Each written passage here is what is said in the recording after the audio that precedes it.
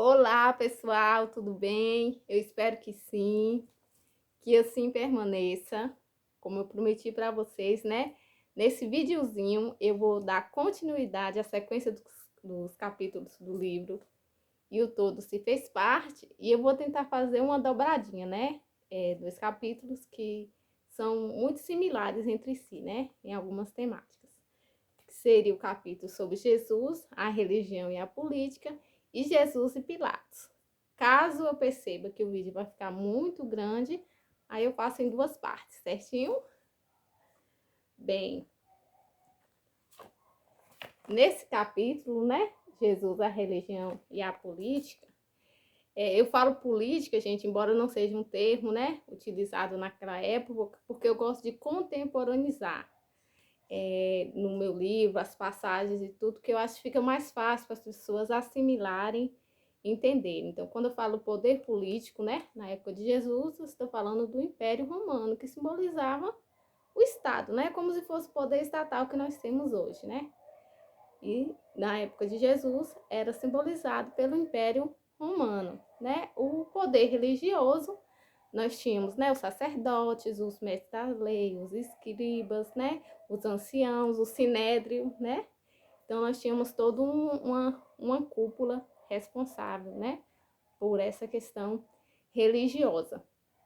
E nesse capítulo a gente vai perceber como Jesus, de certa forma, né, ele foi uma figura que não foi bem aceita, sobretudo pelo poder religioso da sua época, né? Porque Jesus Cristo, a figura do Messias que Jesus Cristo, né, trazia, concretizava com suas ações, ela de certa forma constrangia, sobretudo o pensamento religioso daquela época, né? Para os mestres das leis, sacerdotes, escribas, os fariseus, né, entre outras autoridades que compunham, né, o poder religioso daquela época, Jesus em nada correspondia ao Messias tão esperado.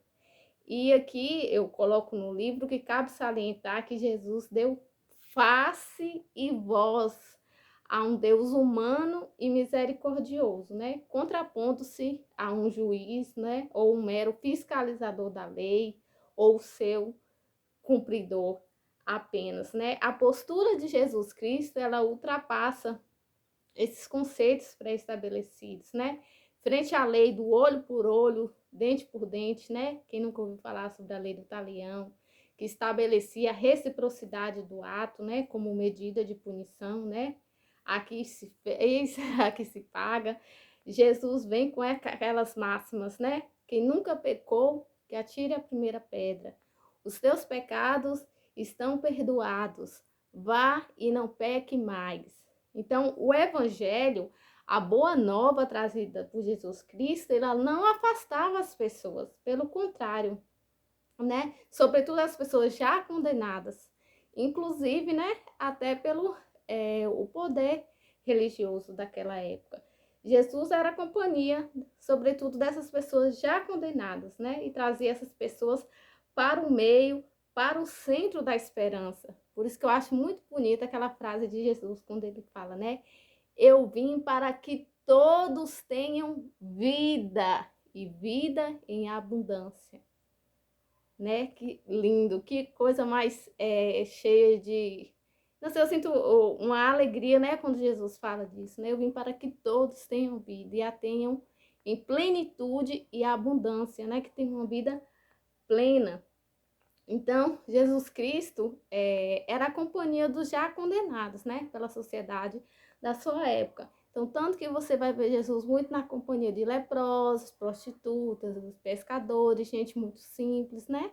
Gente que de longe era o que o poder religioso da época esperava que seria a companhia dos Messias. E tanto que Jesus é perseguido o tempo todo, né? Você vê isso em filmes, tem uma série agora também, né? Os Escolhidos. Você vê que esse pessoal tá sempre ao redor de Jesus, esperando uma falha, um erro, alguma coisa, né? Para tentar pegar Jesus em alguma contradição. Tanto que a morte de Jesus, se a gente for analisar, por que Jesus morreu? Porque para os religiosos, Jesus se declarava o Messias, o Filho de Deus, que era algo que para eles, né, era inaceitável. Só que o poder religioso, vou usar o termo, né, contemporaneizando mais uma vez, a igreja não poderia, naquela época, condenar ninguém à morte. Esse poder cabia apenas ao Império Romano. Então, a única forma de eliminar Jesus e todo o constrangimento que ele causava era jogar a figura de Jesus contra o Império. E como fazer isso? Aí eu peço para vocês pensarem comigo. O que está escrito na cruz de Jesus? Jesus, o Filho de Deus? Não. Jesus, Rei dos Judeus. Os mestres das leis, os anciãos, ou seja, né, todo aquele, os membros, né, que compunham as autoridades religiosas daquela época, conseguiram transformar Jesus em uma espécie de ameaça para o império, né, levando ao conhecimento das autoridades agora políticas, né, contemporaneizando. Olha, tem um Jesus Cristo por aí, arrastando multidões, né, sendo aclamado como rei dos judeus. Mas César não é o rei? Então Jesus virou uma espécie de ameaça. Então Jesus Cristo, ele é levado a 2 julgamentos, né? Jesus só passa por um julgamento religioso, primeiro no Sinédrio, e Jesus depois passa por um julgamento perante o poder político constituído na época, né? Primeiro Pilatos, Herodes, depois Herodes devolve Jesus para Pilatos. Pilatos ainda tem uma certa resistência, né, na questão de condenar Jesus à morte, porque isso acontece, pessoal, bem no período da Páscoa que a gente está vivendo agora. E nessa época tinha um evento, né? Não é bem o termo adequado, né? Mas algo chamado, um evento mesmo, né? Chamado Privilegium Pasquale, que era o quê, né? O poder sobre a vida e sobre a morte, né? Então, o império poderia, né? Durante esse período de Páscoa, livrar alguém que estava condenado à morte. E aí é onde aparece, né? Aquela escolha feita pública, né? Aquele escrutínio de Jesus e a figura de Pilatos, que vocês vão ver, né, na leitura do livro, que não era um mero assassino, mas eu não vou me adentrar muito para o texto não ficar muito grande. E no fim, né, Jesus é condenado à morte, né, e à morte de cruz. E para vocês terem uma ideia, a cruz hoje, ela é santificada por conta de Jesus. Eu falo que Jesus ressignifica, porque naquele tempo morrer e sobretudo a morte de cruz é como se fosse uma morte amaldiçoada. Era aquela espécie de morte destinada aos piores bandidos, né, aos piores assassinos, a escória da humanidade, vamos dizer assim. E por meio de Jesus Cristo, a cruz ela passa a ser ressignificada e vira um exemplo do sacrifício de amor que Jesus fez por nós, né? Quando eu olho para a cruz, eu penso, né, em toda essa perspectiva da dor, do sofrimento, né, de Jesus Cristo, mas eu vejo a cruz como um símbolo do amor de Jesus, né, que leva esse amor ao extremo, ao fim último, né, de morrer e de viver, eu falo, né, morrer e ressuscitar, né, para nos encher de esperança e demonstrar o seu infinito amor pela humanidade. Bem, como eu falei para vocês, o vídeo ficou, eu acho que não vai dar, né, para me falar sobre os 2 capítulos, né? Nós já estamos, não gosto de fazer vídeo muito longo, mas eu vou dar continuidade aqui, porque é bem rapidinho. E antes de terminar o mês, eu quero falar do próximo capítulo, que é sobre Jesus e as mulheres, porque nós estamos no mês de março, né, que é um mês especialmente dedicado às mulheres. Nós sabemos que o Dia das Mulheres, são todos os dias, né? Mas março é um mês dedicado especialmente às mulheres. Então, eu quero, antes de finalizar o mês, estar falando desse capítulo, que eu particularmente gosto muito. Quem já leu o livro também gosta muito, né? Então, eu quero estar partilhando com vocês antes de acabar o mês com uma minha singela homenagem. Então, sobre vou decidir, né? Acho que dá pra gente falar rapidinho. O próximo capítulo de Jesus e Pilatos, eu faço simplesmente a comparação sobre dois acontecimentos. Pilatos, quando tem Jesus, né, na sua frente para ser julgado, ele tinha poder, né, sobre a vida de Jesus.